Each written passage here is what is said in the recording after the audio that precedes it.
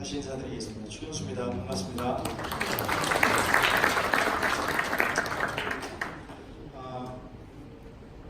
오랜만에 미세먼지가 없는 날이 됐습니다. 저도 사실 아침에 걱정을 좀 했는데요.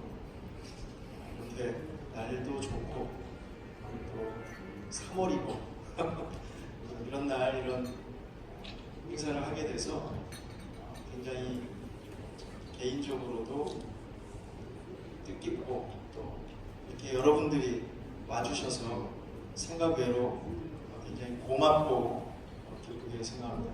오늘 저희가 이제 프레젠테이션 하는 이 내용은 아마 조금 파격일 겁니다. 어쩌면 아마 충격적인 내용도 좀 있을 겁니다. 하지만 그래야 세상이 변한다고 생각을 하고요. 그런 것들이 혁명이 아닐까 하는 생각으로 오늘 이 프레젠테이션을 만들었고 그동안 몇 분씩 찾아뵈면서 설명을 드려왔습니다. 저희가 준비하고 있는 그런 작업들은 늘 이제 산업혁명이라는 것이 1차부터 2, 3, 4차 지금까지 사람의 삶을 바꾸고 산업을 바꾼 거죠. 개인적으로 보면 한 사람 한 사람의 인생을 바꿨고 사회적으로 보면 그 사회의 운명을 바꿨던 거죠. 지금 우리가 4차 산업혁명 시대에 살고 있다고 합니다. 4차 산업혁명 앞에 있는 것이 아니고 그 안에 살고 있다고 합니다. 이 4차 산업혁명 시대에 잘 느끼지 못하고 있지만 하루하루 매일 변화가 일어나고 있습니다. 어제 그제 미세먼지가 심하다가 오늘은 맑은 날이 되는 것처럼 하루하루 예측할 수 없는 그런 기상 속에 살고 있죠. 저희가 지금 추구하고 있는 것은 그동안 1, 2차 산업혁명 때 인간의 삶, 또 세상을 변하게 했던 것은 바로 에너지입니다. 3차 산업혁명이라고 이야기하고 있는 정보혁명, 그때도 물론 엄청나게 많은 에너지를 사용하는 인터넷 혁명이었습니다. 4차 산업혁명은 이런 에너지와 정보혁명이 융합되는 그런 혁명을 4차 산업혁명이라고 이야기합니다. 하지만 우리나라에서 또 가까운 나라들에서도 IoT다, 빅데이터다, 블록체인이다 하는 4차 산업혁명 시대의 정보 산업에 대한 특징들을 굉장히 많이 이야기하고 또 어떻게 될 것이다 하는 계획들도 많이 이야기하고 있습니다. 하지만 아주 이상하리만큼 에너지에 대한 이야기가 나오지 않고 있습니다. 세상은 지금 석유, 석탄, 가스, 원자력 그리고 이제 시작하는 신재생에너지 이런 이야기들이 이미 사람들의 상식이 되온 건지 아니면 그것이 더 이상 우리가 접근할 수 없는 영역이 된 것인지 모르겠지만 에너지에 대한 이야기들이 나오지 않고 있습니다. 물론 몇 년 전까지 아니면 지금까지 정보혁명이 우리 삶을 굉장히 많이 바꿨습니다. 하지만 에너지가 없으면 우리의 삶은 없습니다. 그래서 저희가 새로운 에너지가 새로운 삶을 만든다 하는 주제로 인간과 지구를 위한 좀 거창하죠. 인간과 지구를 위한 아주 작은 에너지 사업에 대한 이야기를 지금부터 말씀을 드리겠습니다.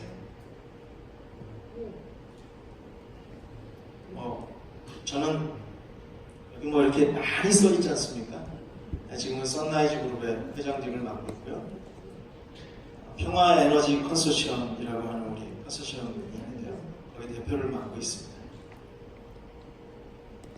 평화에너지 컨소시엄은 새로운 에너지 생산하고 또 에너지를 조금 이따 다시 설명을 드리겠지만 공유하는 인터페이스를 만들어서 세상에 공급하는 그런 일들을 하기 위해서 업체와 기관들이 모여있는 컨소시엄입니다. 멤버들은 뭐 저희 선라이즈도 있고 오늘 메인 계약을 하셨던 우리 한농 그리고 이노퓨처 또 하이에너지 풍력을 하고 있죠. 휴레패커드 그 다음에 로모터스 엑셀 굉장히 놀라운 이따가 브레이크 타임에 저희가 설치해서 보여드릴 그런 아주 굉장히 밝고 전력을 조금 쓰는 굉장히 좋은 전구를 만드는 회사입니다. 이따 보실 수 있을 겁니다. 그 다음에 2500년간 사람들이 쓰고 있던 암호 알고리즘 보안 시스템을 이번에 새로운 비고정값 알고리즘으로 만든 우리 유네 테크놀로지 그룹 그리고 ESS나 이런 시스템을 만들어서 공급하고 있는 DIK 강원도의 기후변화연구원 그리고 ESS와 이런 에너지 저장 장치를 하고 있는 소나테크 저작권 블록체인의 전문 기업인 팬덤 넷works 그리고 페이사 여기 암호화폐 결제 솔루션을 하고 있죠.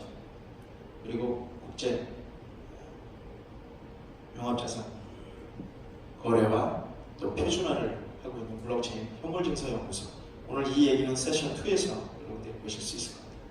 그리고 캄보디아와 또 한국에서 방송사업과 또 여러가지 인프라사업 그리고 엔터테인먼트 사업을 하고 계십니다. 엔터테인먼트 청원산업개발 또 건설 프로젝트하고 앞으로 저희하고 여러가지 건설 관련된 그런 프로젝트를 같이 하시게 청원산업개발 오늘 이 자리에는 오시지 않으셨는지 모르겠습니다만 쓰레기를 유기물 쓰레기를 전부 경유로 바꿀 수 있는 솔루션을 개발해서 정부에서 과제 수행을 끝내고 이제 외국에 진출하고 있는 이엔이 그리고 우리 스마트 시티 학회와 또 러시아나 해외 영업을 하고 있는 SLD 그리고 국가유공자 또 한국의 민족정기바로 세우기 연합회 제가 부회장 하고 있습니다. 이런 민간 운동단체도 같이 들어와서 저희 작업을 하고 있습니다. 자, 본격적으로 그러면 내용을 좀 말씀드리겠습니다. 4차 산업혁명에 가장 성공했던 기업들이라고 하면 성공했던 사업들이라고 하면 바로 공유경제 사업입니다. 4차 산업혁명 시대에 가장 우리가 아이콘이다 하는 이름을 들으며 성장했던 가장 빠르게 성장했던 기업들도 바로 공유경제 사업을 했던 기업입니다. 여러분들이 잘 아시는 우버, 에어비앤비 뭐 이런 것도 공유경제고요. SNS도 정보를 공유하는 거죠.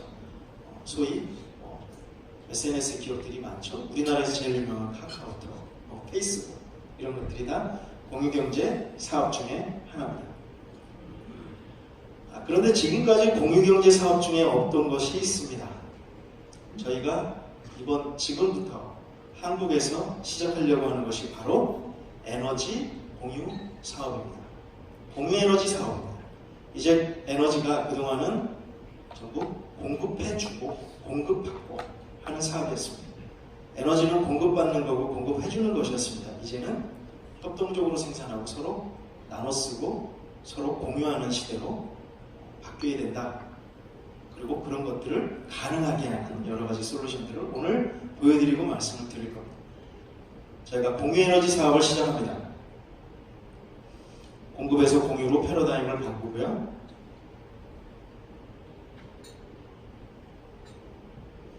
상생을 위해서 계속 생성되는 그런 에너지들을 만들어서 서로 나누는 시대. 그것이 바로 4차 산업혁명 시대고 21세기 에너지 자립 시대입니다.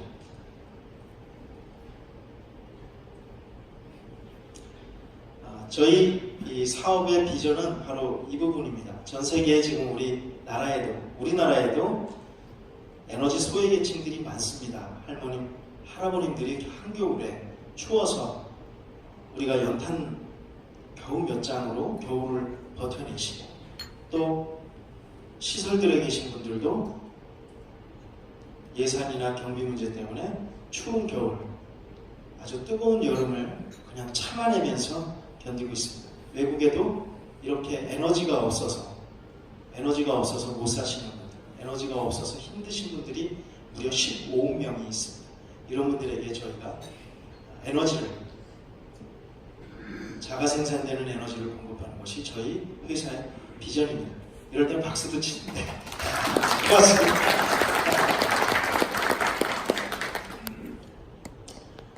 처음 말씀드린 것처럼 에너지는 생명입니다. 사람도 에너지로 만들어졌고요. 이런 에너지가 생명이기 때문에 다 같이 나눠서 쓰고 함께 생산하고 언제 어디서나 쓸 수 있고 충분하게 사용할 수 있어야 합니다. 공기처럼. 요즘 공기가 굉장히 탁하지만요. 우리가 어쩔 수 없이 지금 화면에 보시는 것 같은 이런 에너지들을 이렇게 사용하고 있습니다. 더 좋은 방법은 없을까요? 지금 미세먼지 때문에 최근에 굉장히 뉴스도 많이 나오고 괴롭다는 비명도 많이 나오는데요. 중요한 건 이 미세먼지가 크게 보면 속스 녹스라고 하는데요. 황산화물, 질소산화물, 그리고 굉장히 위험한 VOCs라고 하는 물질로 이루어졌고, 이것들은 대부분 석유나 가스, 무엇인가 태울 때 나오는 것들입니다. 무엇인가를 태울 때 나오는 물질로 돼 있다. 이것은 연료를 태울 때 주로 많이 나오죠. 자동차, 석유, 석탄 이런 걸로 발전을 하고요. 이런 것으로 열을 만들어서 공장을 돌리고요. 이런 것을 태워서 자동차가 움직이고, 이런 것을 태워서 여러분들이 쓰고 있는 전기를 만듭니다. 연료를 줄이는 게 가장 좋은 방법이겠지만 지금은 딱히 방법이 없었습니다. 지금 여기 열쇠연처럼 보이는 저 모습은 맑을 때의 남산 모습, 흐릴 때의 남산 모습을 하나의 사진에 한번 담아봤습니다. 굉장히 비교가 되죠. 우리가 이런 대기오염 속에 살아가고 있습니다. 매우 나쁨, 저거 아마 많이 보셨을 거예요.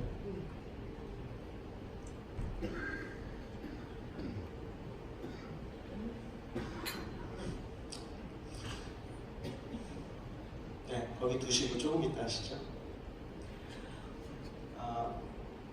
위험합니다. 외출로 삼가해주세요. 매우 나쁨. 저거 문자 메시지로 요즘 계속 오죠. 저 화면이. 그 다음에 최악. 최근에 절대 나가지 마세요. 이런 문자 많이 오죠? 그래도 우리는 절대요 포기하지 않습니다. 방독면 쓰고 여의도에 나온 사람을 찍은 사진입니다.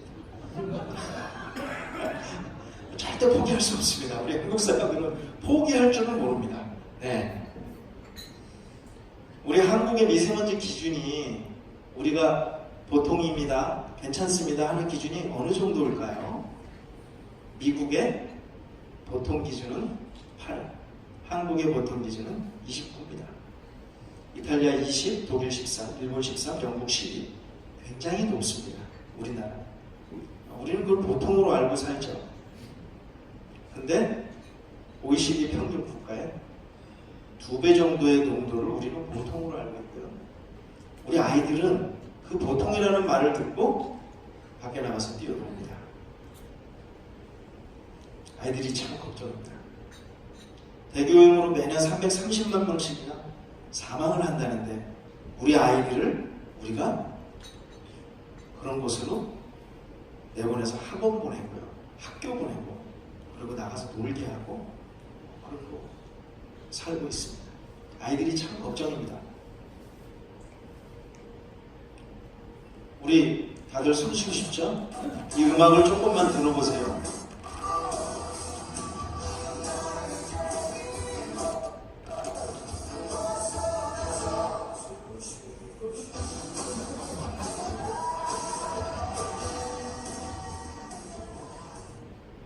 이거 제가 본 게 아니고요.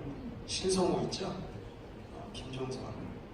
신성호와 김종서 이 두 사람이 굉장히 유명한 가수가 부른 숨 쉬고 싶다는 노래입니다. 요즘 우리가 저 노래를 부르고 싶습니다. 우리가 깨끗한 에너지가 필요해서 원자력, 값싼 에너지가 필요해서 원자력을 우리가 쓰고 있습니다. 깨끗하고 매력적이지만 굉장히 치명적인 그런 에너지가 바로 원자력 에너지입니다. 이 원자력 에너지를 국내에서 얼마나 쓰고 있냐? 전체 에너지 30%를 원자력을 사용하고 있습니다. 얼마 안 되는 것 같죠? 이렇게 보시면 우리나라는 에너지 수입국입니다. 약 90%에 가까운 82.6% 에너지를 수입하고 있는데 국내 생산을 17.4%를 하고 있습니다. 그 중에 약 67%를 원자력으로 생산하고 있다 하는 거고요. 25개의 원전이 지금 가동되고 있고 하나도 줄이질 않았습니다. 5개로 새로 짓고 있습니다. 탈원전 이야기는 하지만 아직 가동 중단한 원전은 하나도 없고요. 새로 5개를 짓고 있어요. 이 25개만 해도 전 세계에 면적 단위 가장 많은 작은 면적이 가장 많은 원전을 가지고 있는 최고 밀집도를 자랑하는 세계 1위입니다. 원자력 발전이 후쿠시마처럼 폭발의 위험만 있는 것이 아닙니다. 사라지지 않는 위험이 있습니다. 방사능 폐기물. 10만 년 걸립니다. 10만 년을 살 수 없는 사람들이 10만 년을 관리해야 되는 원전을 기획해서 그것으로 에너지를 조달하자고 주장을 하고 있습니다. 이 핵 연료봉은요, 한번 요 밑에도 있지만요, 핵 방사능 분열을 시작하면 방사능이 1억 배 증가합니다. 제 앞에 17초만 있으면 사람 다 죽습니다. 100% 죽습니다. 이것이 없어지려면 10만 년이 걸립니다. 10만 년 동안 관리를 해야 되는 폐연료봉의 문제가 있고요. 이것을 처리하고 방패장에 묻으려면 내지는 이걸 처리하려면 약 80조 원 정도의 예산이 필요합니다. 이 80조 원이라는 예산은 지금 원전의 생산 가격, 전기 생산 가격에 들어가 있지 않는 돈입니다. 사실 싸지가 않죠. 이 돈은 왜 원가에 집어넣지 않고 있냐면 우리 아이들이 낼 거거든요. 우리가 낼 게 아니라 다음 세대가. 자, 그래서 이건 우리 아이들한테 굉장히 중요한 문제입니다. 대통령도 이렇게 말씀하셨죠. 지속 가능한 성장을 추구해야 합니다. 국민 안전을 최우선으로 하는 청정 에너지 시대. 저는 이것이 우리의 에너지 정책이 추구할 목표라고. 네, 너무나 분명하죠. 제가 오늘 뭐 탈원전 얘기하려고 나온 건 아니고요. 탈원전 해야 되는데 하도 이것 때문에 말이 많으니까 자, 이렇게 주요국들은 신재생 에너지, 제가 오늘 말씀드리려고 하는 건 신재생 에너지 이야기입니다. 신재생 에너지 비율이 전 세계 전력 중에 약 24% 가까이 신재생 에너지를 쓰고 있다. 저는 이 공부를 하면서 깜짝 놀랐습니다. 대한민국 4%인데 외국에는 24% 정도를 신재생 에너지를 쓰고 있습니다. 우리나라가 2030년까지 신재생 에너지 비율을 20%로 늘리겠다고 하는 게 3020 프로젝트입니다. 근데 그나마도 세계의 평균에 미치지 못하는 목표 수준입니다. 근데 이걸 가지고 저희가 지금 된다 말이 많죠. 독일하고 우리나라하고 면적이 거의 비슷합니다. 독일은요 이렇게 발표를 했습니다. 2023년에 원전을 싹 다 없애고 그만큼을 전부 신재생 에너지로 커버하겠다. 발표를 하고 지금 뚜벅뚜벅 그 일을 해서 거의 다 완수를 해내고 있습니다. 그럼 정말 우리는 가능할까? 어떻게? 이런 반대의 함성들이 있습니다. 전기요금 2030년까지 21% 인상될 거다. 소위 요금 폭탄이다. 일자리도 10,000개나 없어진단다. 이거는 일자리 폭탄이다. 그리고 수출도 원전 수출을 탈원전 계획이 망가뜨리고 있다. 요약하면 3가지입니다.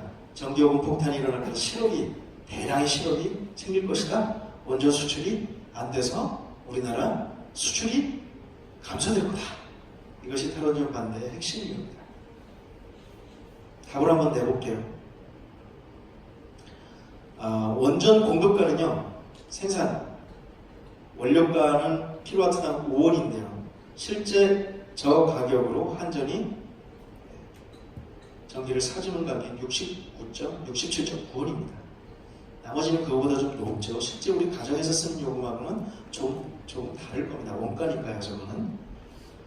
원전보다 더 싼 전기가 있다면 69원이니까 67원이니까 뭐 한 60원 정도의 전기요금이 있고, 지금처럼 피크요금이나, 피크요금이 뭐냐면 여러분들 비약전력 쓰면 내가 덜 써도 그만큼의 기본요금을 내는 요금이 피크요금입니다. 피크요금 없고 내가 쓴 만큼만 내는 전기, 그리고 기본요금도 없는 전기가 있다면 전기요금은 50% 이하로 인하할 수 있습니다. 자, 전기요금 폭탄은 신재생 에너지로 했을 때 없습니다. 답이 됐죠? 두 번째, 일자리가 없어진다.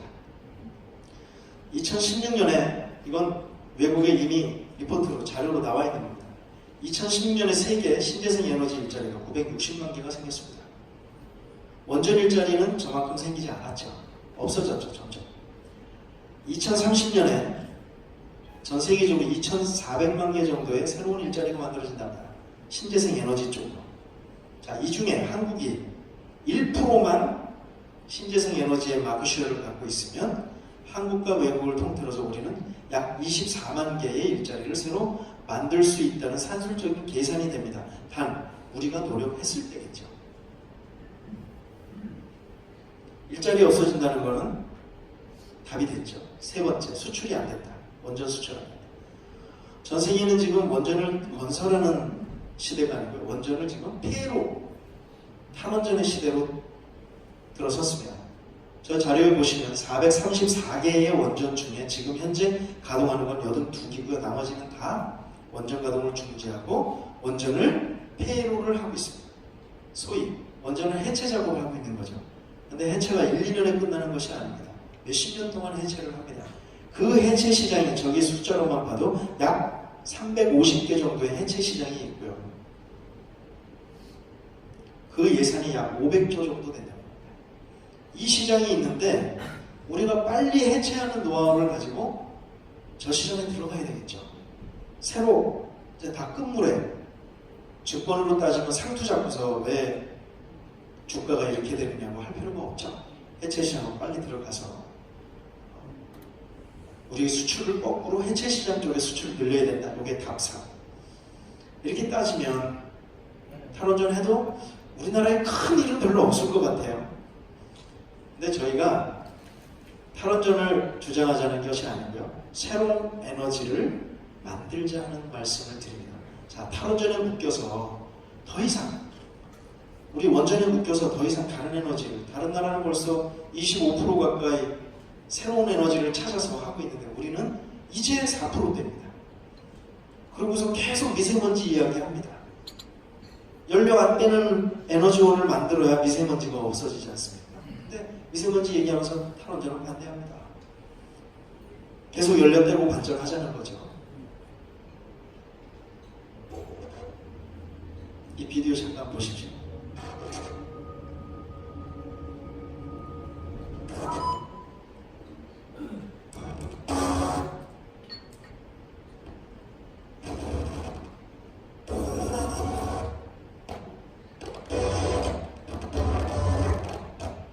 컴퓨터에 먼지가 껴요.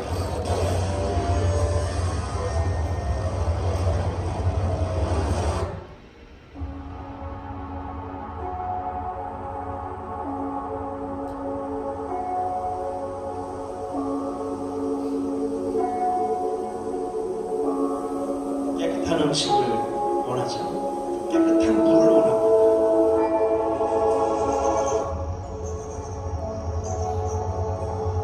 우리의 숲도 온전하길 바라고 바다가 살아있길 원합니다.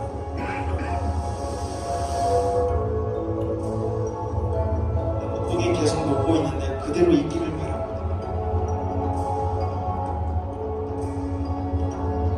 이것이 모두 에너지 문제라는 겁니다.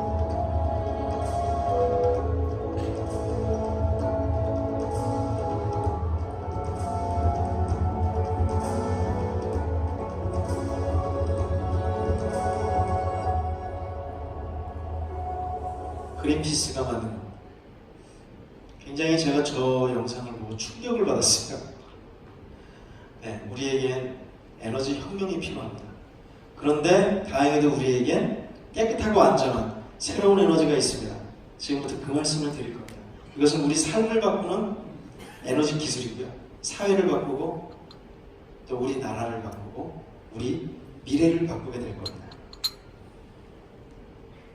한마디로 말씀을 드리면 연료가 필요 없는 에너지, 연료가 필요 없는 발전소, 연료가 필요 없는 전기. 바로 이것이 새로운 시대에 필요한 것이고요. 새로운 시대를 만들 것입니다. 에너지, 특히 전기는 무엇보다 안전해야 합니다. 저 첫 번째 안전에 문제가 있기 때문에 제가 아까 원전 말씀을 드린 거고요. 깨끗하고 또 충분하게 공급되어야 되고 언제 어디서나 쓸 수 있어야 합니다. 하지만 지금은 전기를 언제 어디서나 쓸 수는 없습니다. 근데 언제 어디서나 쓸 수 있도록 만들어야 되고요. 조만간 도식이 될 겁니다. 또 그리고 값싸게 마음껏 쓸 수 있어야 됩니다. 다시 말하면 누구나 쓸 수 있어야 합니다. 돈이 없어도 쓸 수 있어야 합니다. 어디에 있어도 쓸 수 있어야 합니다. 저는 그것이 바로 에너지라고 생각을 합니다. 연료가 필요 없는 발전, 연료가 없는 자가 발전을 하고요. 그것을 다른 것에서 마음껏 가져다 쓸 수 있도록 인터페이스를 만듭니다. 이것은 지금까지 지구를 지배했던 에너지 보존 법칙이라고 하나요? 연력학제 2법칙. 그걸 계속 주장을 하세요. 그런 거하고 상관없이 우리가 마중물을 집어넣으면 우물에서 많은 물이 나오죠. 그런 것처럼 에너지도 그렇게 만들었을 수 있다는 겁니다. 이따가 보여드리겠습니다. 저희가 지금 하고 있는 제노피브라고 하는 이 디바이스, 이 장치가 인터페이스 장치고요. 신재생 에너지들하고 결합해서 연료 없는 마이크로 발전소 시스템을 하고 있습니다. 그리고 여기서 마이크로 그리드를 통해서 에너지를 공급하는 그런 시스템 인터페이스입니다. 이렇게 되면 연료 없는 발전소 사업이 가능하죠. 원전이나 화력이나 우리 기름이나 석탄을 떼지 않고 가스를 이용하지 않아도 전기를 만들어서 쓸 수가 있다 하는 말씀입니다. 정전 없는 세상이 만들어질 수 있습니다.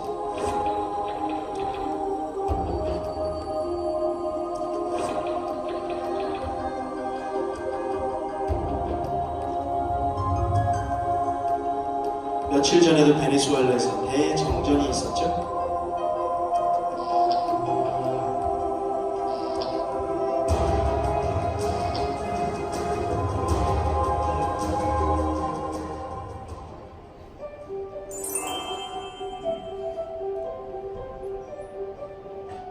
저 정전을 없애는 시스템이 바로 스마트 그리드와 마이크로 그리드입니다.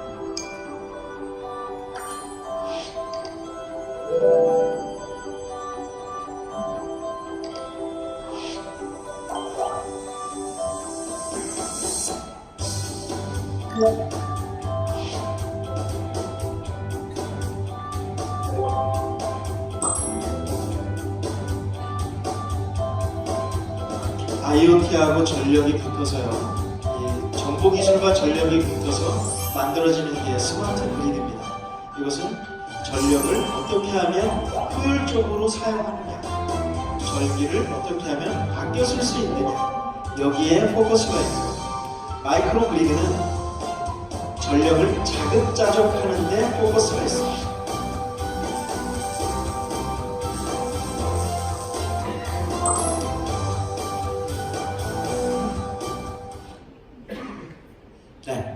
보신 것처럼 스마트 그리드는 IoT와 전력 사업이 붙어서요. 이걸 잘 융합이 돼서 전력을 어떻게 하면 효율적으로 쓰느냐, 또 많이 아낄 수 있느냐, 여기에 관심이 있고요. 마이크로 그리드는 작다 이런 뜻이 있지만 전력을 자급자족하는데 그 관점이 있습니다. 그래서 지금부터 말씀드리는 건 바로 마이크로 그리드 시스템을 마이크로 파워 플랜트 말씀을 드릴 겁니다. 우리 각자가, 각 가정이 아파트들이, 공장들이, 마을이 각자 전력을 자급하면 그 먼 곳에서 어마어마한 전력을 만들어서 큰 철탑을 세워서 밀양 할머니들을 밟아가면서 전기를 보내주고 그 밑에 있는 사람은 신음하게 할 필요가 없는 거죠. 각자 마을마다 자기가 알아서 자기가 필요한 만큼 생산해서 전기를 사용할 수가 있고요. 언제 어디를 가든지 얘를 가지고 다니면서 전기를 만들어 쓸 수 있는 그런 시스템을 바로 마이크로그리드 시스템이라고 합니다. 자, 이건 숫자로 좀 표현할게요. 자, 아까 말씀드린 것처럼 에너지 발전 단가는 60원 최저입니다. 건설 비용, 발전소 건설 비용입니다. 원자력 발전소 1메가와트, 여기서 1000kW를 1메가와트라고 하는데요. 1메가와트의 발전소를 만들 때 원자력 발전소 57억이 들고요. 태양광 15억이 드는데 마이크로 발전소 5억 듭니다. 면적, 땅이 얼마나 들어가느냐?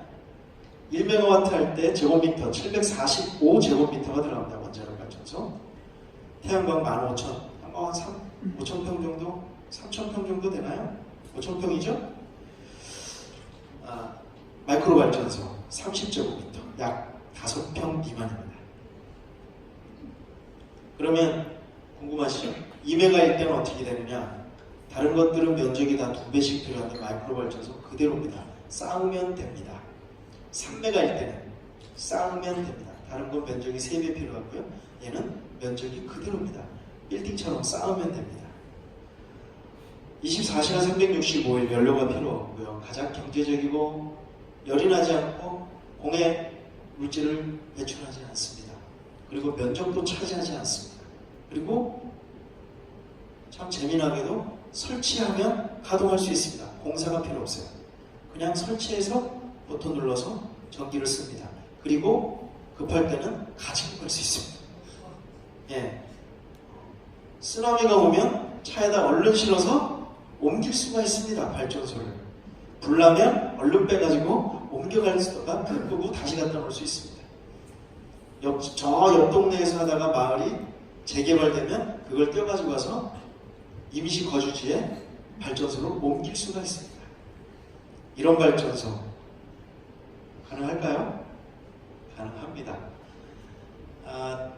전력산업의 패러다임을 확 바꿀 겁니다. 연료가 필요 없는 마이크로 발전소, 높은 효율성이고요. 또 섬 같은 데 굉장히 좋죠. 산. 네, 어느 스님이 그러시더라고요. 연불이 안 된대요. 시끄러워서 발전기 때문에. 산 속에 발전기 돌아가는 소리 때문에 연불이 안 되신대. 그래서 연불은 하셔야죠. 그래서 저희가 발전소를 이 산에도 가능하고요. 티베트 고원, 사막, 초원, 심지어 바다 위에 떠 있는 배에서도 발전이 가능합니다. 그리고 신재생 에너지하고 결합이 되죠. 이걸 이제 전력 하시는 분들은 이제 전력 개통이라고 그러시는데요. 전력 개통에는 저런 식으로 집어넣어서 할 수 있고, 여기 특이한 게 하나 있을 거예요. 자동차 충전 사업. 네, 지금 전기 자동차 이따가 말씀을 드리겠지만 충전 인프라 깔 때 굉장히 유용하실 걸로 보고요. 그리고 또 항만에 지금 정말 제가 이번에 이 공부하면서 깜짝 놀란 게 자동차만큼이나 오염물질을 많이 내놓는 전체 오염물질 배출하는 이동수단 중에 배가 30%를 배출하고 있더라고요. 네, 대부분 항만에서 이 오염물질 배기가스를 내뿜을 때는 그 항구 주변에 주민들이 정말 살 수가 없을 정도랍니다. 그래서 정박하고 있는 배에다가 전기를 공급해주는 그런 발전소 시설은 당장에 아마 각 지자체마다 다 필요하실 걸로 봅니다. 그리고 이런 식으로 발전소를 만들 수도 있고요. 오늘 하이에너지 오셨는데요. 저희하고 아주 전략적으로 같이 손을 잡고 세계 어느 곳에나 가서 전기를 사용할 수 있는 인프라를 같이 구축하려고 합니다. 그냥 잘 부탁드립니다. 네. 구성은 이렇게 되어 있습니다. 보시다시피 기동전력을 풍력이나 태양광이나 이런 걸로 만들 수도 있고요. 아니면 저 안에 있는 기본 에너지 저장 장치에 기동할 수 있는, 처음에 시동을 거는 전력을 모아놨다가 그걸 가지고 자가발전기가 발전을 해서 스스로 충전하면서 남는 전력을 내보내주는 그런 구조입니다.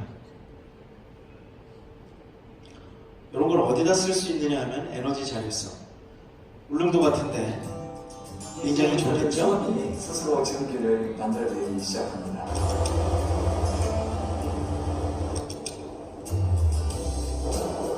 자연 친화적인 에너지로 전기를 만들고 에너지 신기술을 활용해서 울릉도를 에너지 자립성으로 만들어낼 것입니다.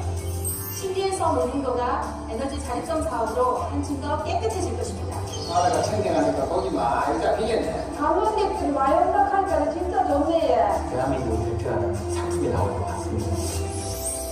정말 좋아요. 사람과 자연이 조화를 이루는 신재생 에너지, 에너지 자립성. 네. 저 울릉도 에너지 자립성 프로젝트 예산이 총 3,900억이었습니다. 작년 12월에 포기 선언을 했고요. 그리고 에너피아, 울릉 에너피아 법인은 해산을 하고 청산을 했습니다. 거기 지열발전으로 하고 풍력으로 하려고 했는데요. 포기했습니다. 경상북도에서 다른 방법을 찾고 있고 연락이 와서 저희가 이제 제안을 한 상태고요. 제주도도 마찬가지죠. 울릉도. 제가 정말 하고 싶은 독도. 독도에 에너지 자립성을 하면 독도 전기 사용하는 양보다도 훨씬 더 많은 가치가 있고 뜻이 있을 걸로 봅니다. 제가 진짜 하고 싶은 건 바로 이 사업입니다. 에너지 자립성 중에 독도를 하고 싶어요.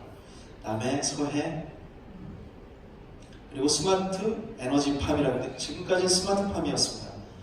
우리 여기 스마트 시티 앞에 제가 존경하는 우리 권창희 교수님도 와 계시고 또 우리 블록체인 하시는 빅터대 장 박사님도 와 계시지만 네, 굉장히 많은 학교나 학회에서 스마트팜 합니다. 제가 오늘 그동안 저도 이제 스마트팜 일을 좀 보고 스마트 시티 학회 기획이사를 이제 겸하고 있습니다. 우리 권창희 교수님 모시고 그런데 계속 이런 얘기를 듣습니다. 공업을 하는 도시 공업도시, 사업하는 도시 상업도시, 정치하는 중심지는 정치도시, 교육을 많이 하는 대학이 좋은 데 있는 교육도시. 근데 농업을 하면 농촌 그래요. 제가 제일 화를 내는 게 그겁니다. 왜 농업을 하면 촌이지요? 농업도시라고 그래요. 농업도시는 없는 건가요? 저희가 교수님과 같이 학회장님과 같이 스마트 CDC라고 하고요. 스마트 시티, 스마트 빌리지, 그리고 스마트 캠퍼스 하는데 우리의 목표는 농촌이 아니라 농도입니다. 스마트 팜 시티. 네. 농업을 해도 그거 도시가 될 수 있다면 그것처럼 좋은 도시가 없죠. 네. 그걸 만들 수 있는 힐링 농업도시, 힐링을 하면서 살 수 있는 농업도시, 그것이 바로 스마트 에너지팜. 그 농업도시에 있는 농장이 바로 스마트 에너지팜입니다.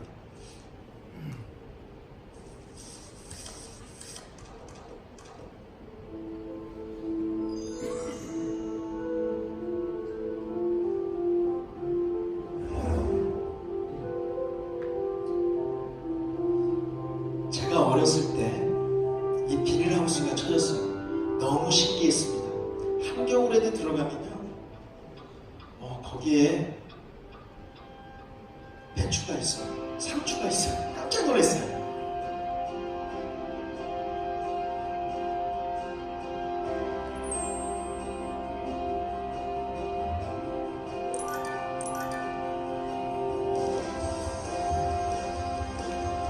요즘 우리 고향에가 혹시 우리 고향의 지방에 가면요, 비닐하우스가 없는 곳이 없죠. 조금 좀 돈이 생기신 분은 유리로 하시는 분 계시고요. 예, 이게 다 있습니다. 전 세계 어디 가나 다 있습니다. 더운 나라에도 있더라고요. 근데 이제 세상이 조금씩 바뀌어서요, 농촌에서 사람들이 그래도 떠납니다. 하도 농촌 하니까 떠나요. 좀 농촌 X 되기 싫어서. 예, 모시고 옵니다. 이제 농업을 한다고 농촌이라고 부르지 않기로 이 자리에 계신 분만이라도요. 네, 우리의 농촌이 아마 농도, 스마트팜 시티가 될 겁니다. 러시아에서는 지금 저희가 제안을 해서 같이 하게 될 시베리안 망고 프로젝트를 진행하고 있습니다. 재밌죠? 시베리아에서 망고 키웁니다. 저런 돔을 통해서. 저 돔 안에는 저렇게 사람이 집도 짓고 농사도 지을 수도 있습니다. 우리 시골이 이렇게 돼 있죠? 자, 더 이상 염전도 저대로 놔주지 않고요. 바닥에서는, 밑에서는 고기를 키우기 위해서는 채소를 키울 수 있습니다. 도시가 이렇게 바뀔 수 있습니다. 아니, 농촌이 이렇게 도시가 될 수 있습니다. 조금만 더 미치면 이렇게 됩니다. 빌딩형 식물공장 이렇게 돼요. 이 이태리에 있어요. 간단하게. 자, 여기서 제가 조금만 더 미쳐보겠습니다. 이렇게 됩니다. 네, 바다에서도 농사를 짓고 호수에서도 농사를 짓을 수 있습니다. 이것이 바로 스마트팜, 미래형 스마트팜이고요. 이것은 에너지가 그 베이스가, 그 기초가 됩니다. 스마트 가로등, 말로만 스마트 가로등이라고 그러는데 에너지 절감을 그냥 LED 달았다고, 정보 연결했다고 스마트 가로등이 되는 것이 아닙니다. 에너지를 아끼는 스마트 가로등은 스마트 가로등이 아닙니다. 에너지를 생산하는 가로등이 되어야 됩니다. 에너지를 생산할 겁니다. 이렇게 에너지를 생산하는 가로등, 그리고 아까 말씀드렸던 그 등, 한 굉장히 밝죠? 왼쪽에 있는 건 메탈등 250W짜리고 오른쪽에 있는 건 제논등 150W짜리. 제논등 150W짜리지만 저것이 태양광하고 광량이 똑같아요. 식물을 나중에 여기 스마트팜 하시는 분들 금방 하실 거예요. 저게 태양광하고 파장이 똑같다. 아무 작물이나 다 할 수 있다는 거죠. 빨리빨리 넘어갈게요. 자, 전기자동차. 전기자동차 기술이 없고 전기자동차 비싸서 전기자동차가 확산이 안 되는 게 아닙니다. 전기가 없어요. 전기자동차를 전국에서 막 보급해서 전기자동차들이 모두 충전을 하기 시작하면 공장이 다 서야 됩니다. 전기가 없습니다. 저희가 그 전기를 공급합니다. 요렇게 이런 특허가 나왔어요. 전 세계 어디에서나 무선으로 노지에서나 산에서나 아파트 주차장에서나 야외 주차장에 한강 고수부지에서나 도로변에서나 패밀리마트나 버거킹이나 아무데나 차를 세워놓고 충전하실 수가 있죠. 무선으로. 뭐 이렇게 안 꽂아도 돼요. 안 내리셔도 돼요. 모바일로 결제하고 그냥 자동차 전기를 충전하시면 됩니다. 자, 오늘 제가 뭔가 좀 폭탄 선언을 하려고 이 자리에 있었습니다. 유명한 가수 중에 눈에 팍 띄고 튀는 가수가 있어요. 레이디 가가. 그죠? 레이디 가가 아세요?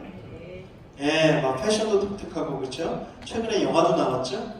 자, 저희 신재생 에너지라는 평화에너지 컨소시엄에서 레이디 가가 같은 에너지 가가를 하게 될 겁니다. 에너지 가가. 에너지 가가요. 첫 번째가요. 편의점, 프랜차이즈 가맹점들 전기요금 내지 않고 사업할 수 있도록 저희가 지원해 드립니다. 감사합니다. 대한민국 중소상인들 전기요금 제가 어저께 계속 요새 하루에 한 군데씩 다녀서 묻고 있는데요. 편의점 평균 전기요금이 100만원에서 120만원 됩니다. 월. 이것을 내지 않게 해주겠다고 하면 우리 중소상인들 장사 할만하겠죠? 가능할까요? 네. 가능합니다. 어떻게 해요? 지금 올해부터 GS25, CU, 세븐일레븐 이런 프랜차이즈 가맹점들의 전기요금은 50%를 이렇게 지원을 해주게 상생협약이 됐어요. 본사들이 갑자기 폭탄을 맞았어요. GS25 같은 경우에도 최소한 350억에서 1년에 600억, 많게는 1000억의 새로운 예산이 들어가는 거예요. 그거는 단기순이익에서 마이너스가 되는 거죠. 굉장히 큰 문제가 생겼어요. 자, 이 부분을 어떻게 해결할 거냐? 저렇게 해결합니다. 가맹점 전기 영원 본사에서 20만원 지원하면 그 20만원 안에서 20만원만 내고 이를테면 예입니다. 20만 원 정도 되면 우리나라에 있는 모든 편의점들이 전기를 가맹점들은 내지 않고 쓸 수 있도록 해주겠다. 첫 번째, 에너지 가. 그 다음에 다음 가를 말씀드릴게요. 에너지 가가니까요. 가로등. 제가 아까 말씀드렸죠. 스마트 가로등은 더 이상 에너지를 절약하는 가로등이 아니다. 에너지를 생산하는 가로등이 스마트 가로등입니다. 이제 개념 바꾸셔야 돼요. 가로등에서 에너지가 나옵니다. 쓰는 것이 아니고. 자, 그러면 가로등 전기요금을 0원으로 해드릴 수 있어요. 이 가로등 문제가 생각보다 굉장히 심각합니다. 우리 아이들, 또 우리 딸들, 학원 늦게 갔다 오면서 직장에 늦게 친구 만나고 오면서 이런 길을 지나고 있습니다. 그래서 어떤 일을 하고 있냐면 이렇게 하고 있어요. 안심 기관 스카우트.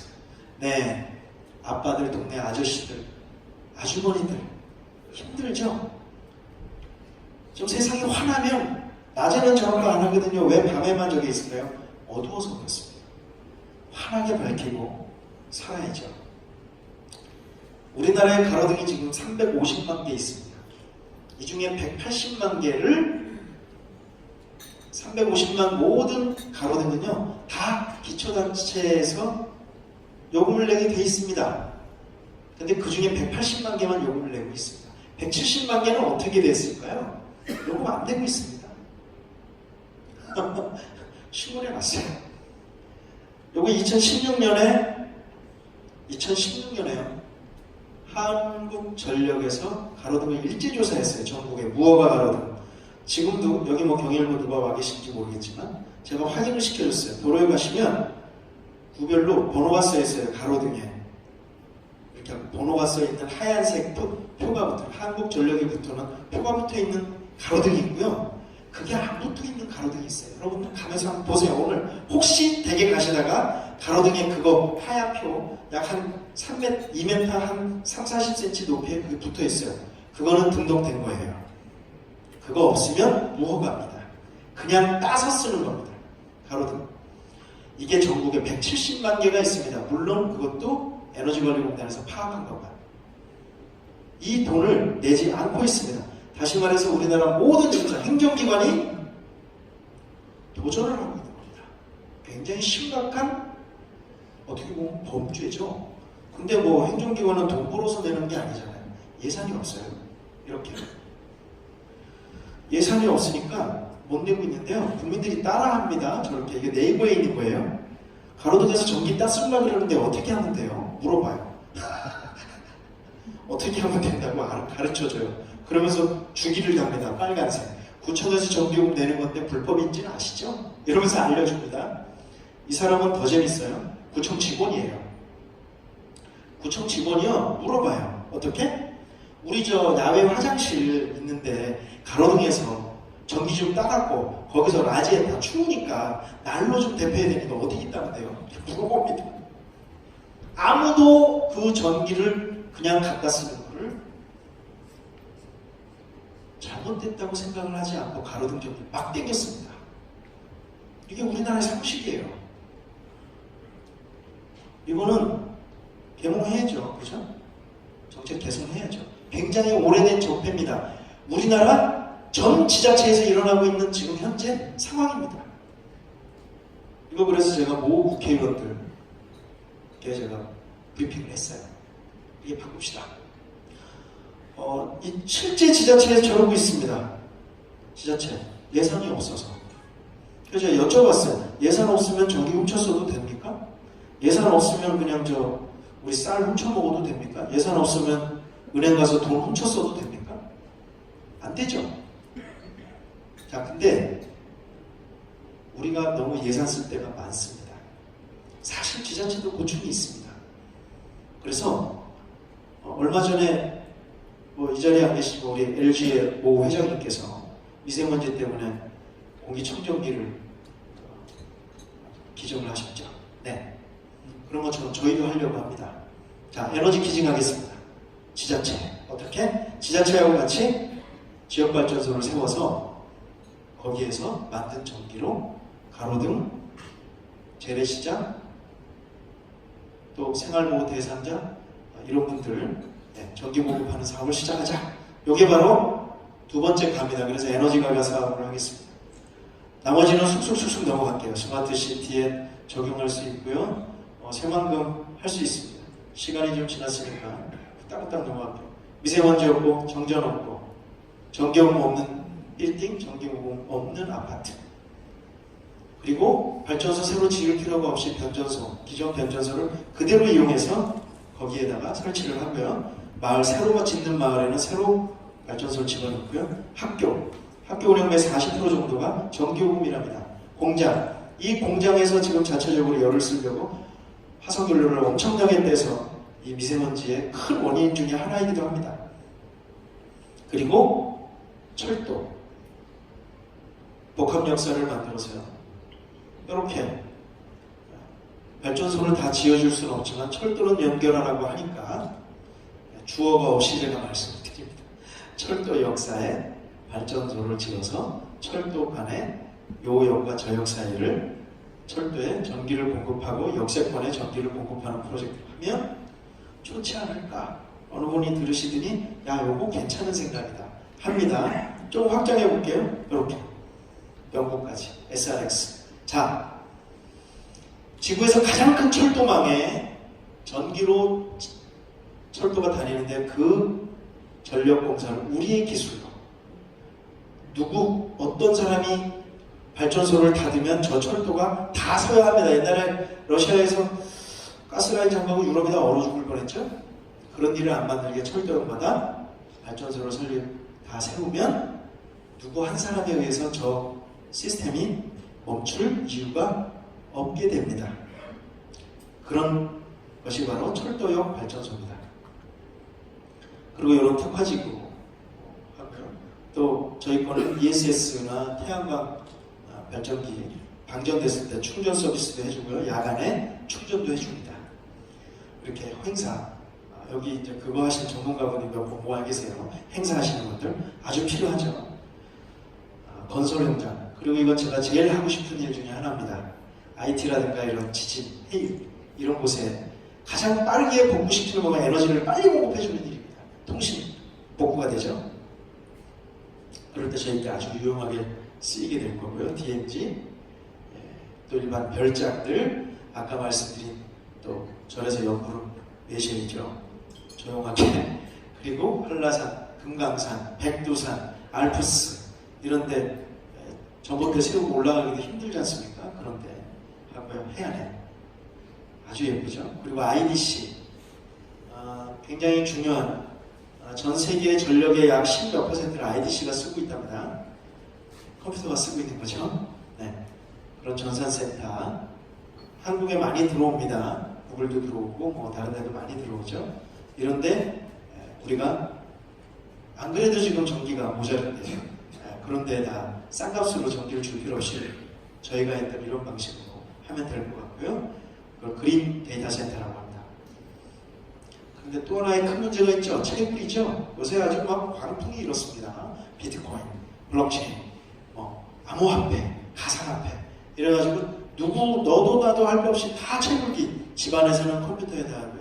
영업장에서 많이 돌리죠. 전기를 엄청나게 씁니다. 어느 정도 쓰냐? 비트코인 하나 채굴할 전기 요금이 보통 가정에서는 1년치 전기 요금입니다. 끝까지. 네. 그 정도 나와요. 아주 전기를 많이 쓰는 데는 한 달치 정도 되겠지만 제가 너무 과장하는 것 같아서 370만 원 나오면 1년치 전기 요금 아닐까요? 그죠? 그 정도 나옵니다. 그걸 이렇게 바꾸자는 거고요. 그래서 IDC 센터하고 마이닝 풀이라고 그러죠. 채굴장을 마이닝 풀이라고 해요. 양쪽에 이런 식으로 해서 실제로 저희가 지금 채굴 사업자들이 많이 문의가 오고 있습니다. 자, 지금부터는 저희가 이 장소가 이래서 여기 실제 저희 우리 하이에너지 거는 비교적 데모가 단위로 딱 되고 나머지 이 제품들은 전시하기가 어려워서 오늘 영상으로만 보여드립니다. 다음에 전시회를 하겠습니다.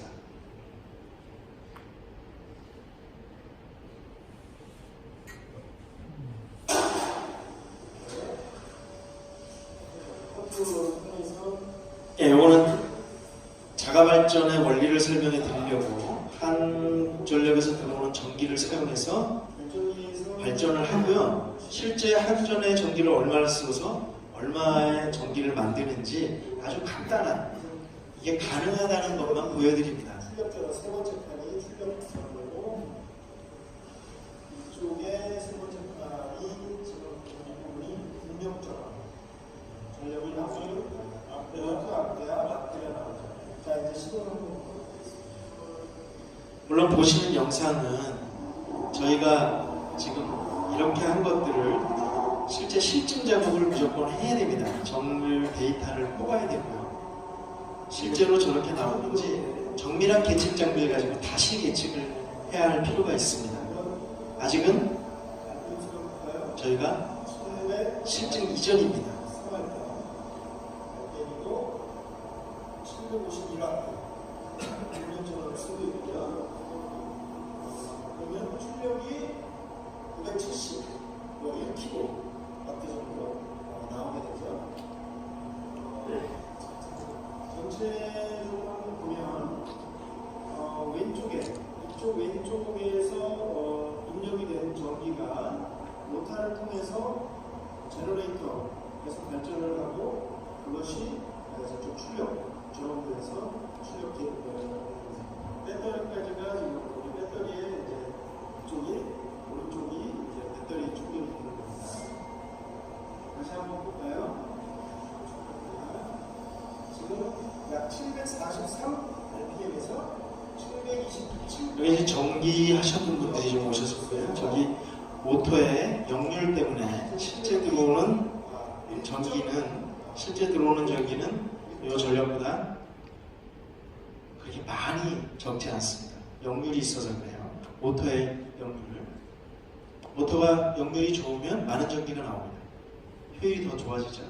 지금 보여드리는 거는 캐퍼시터를 이용해서 거기에서 나오는 전력을 가지고 모터를 돌리고 발전기에서 발전되는 전기를 캐퍼시터에 다시 저장하고 남는 전기를 LED를 밝히는 건데요. 이 부분 실제 캐퍼시터에 많은 전력을 저장해 놓고 쓰는 거 아니냐 하는 이야기가 있었기 때문에 저희가 캐퍼시터를 떼고 바로 한전 전력을 써서 나오는 걸 실험을 했고요. 이거는 상상입니다. 산업용 발전기죠.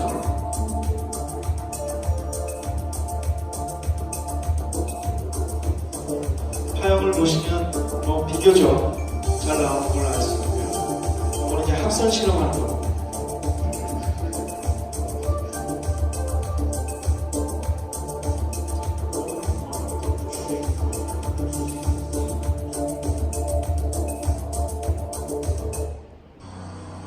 자, 저 합선 기능을 이용해서 보아 프라그마 용접기를 만들었고요. 저거는 실제 다른 조선 사업을 하시는 거, 조선소에서 와서 테스트를 하셨고 중국의 BP그룹에서 직접 그 관련자가 오셔서 실제 용접되는 걸 보고 가셨습니다.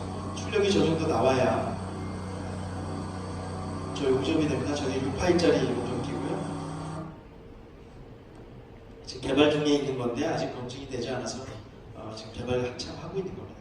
나머지 두 개는 개발이 돼서 이제 저희가 테스트 들어가 실증 준비하고 있고요. 이거는 지금 개발하고 있는 겁니다. 자, 발전기 테스트를 제가 아까 우리 로보터스 RPM에서 이미 굉장히 훌륭한 그런 제품도 이미 있습니다. 고 요즘에 다 950W가 다 이때 출력을 보겠습니다. 출력은 1110W가 들어가고 있습니다. 167V에 2.2A가 들어가고 있고 이때 용률은 0.9입니다. 지금 현재 2000rpm으로 가동되고 있는 발전기입니다. 효율은 약 115% 정도 나오고 있습니다. 입력과 출력을 동시에 보여드리겠습니다. 발전기 효율 테스트를 마치겠습니다.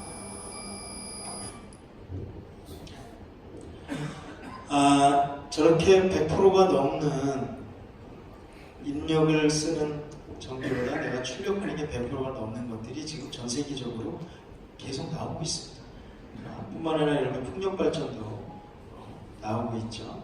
이런 것들을 활용을 하면 실제로 공짜 전기를 만들어낼 수 있다는 결론이 나오죠.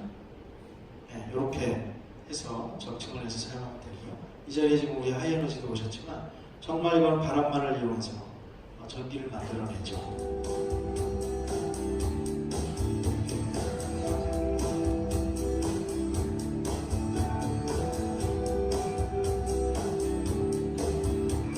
저희가 섬입니다. 섬에서 저렇게 전기를 만들어내서 사용할 수가 있습니다.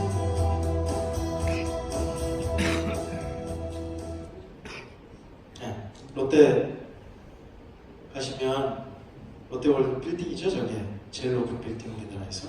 거기에 지금 하이에너지계 설치가 되어 있고요.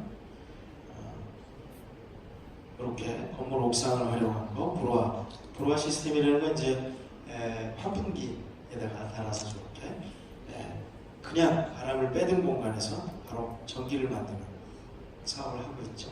이 자리에 우리 이제 주 회장님도 와 계시지만 진공발전기 개발하셨는데요. 굉장히 아주 독특한 개념의 발전기입니다.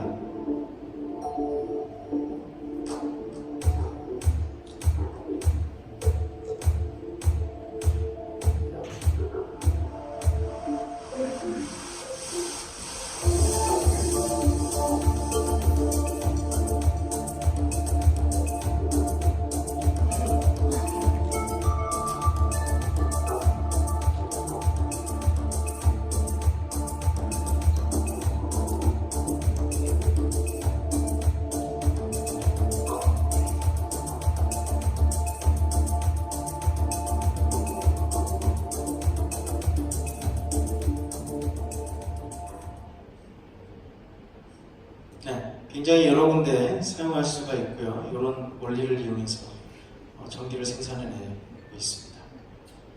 그리고 이제 태양광 발전도 지기론처럼 패널로 하지 않고 이렇게 볼타임으로 할 수 있다. 시간이 없으니까 빨리빨리 넘어갈게요. 저렇게 트리처럼 할 수도 있고요. 자, 아까 전에 말씀드렸기 때문에 구성 저렇게 해서 저희가 사업을 하고요. 태양광에 비교하면 약 태양광 면적의 1000분의 1이면 같은 전력을 생산하는 걸 설치할 수가 있습니다. 자, 공사, 기간이나 공정이 필요 없다. 단순히 배송, 설치, 가동 이렇게 3단계로 되어 있다 하는 거고요.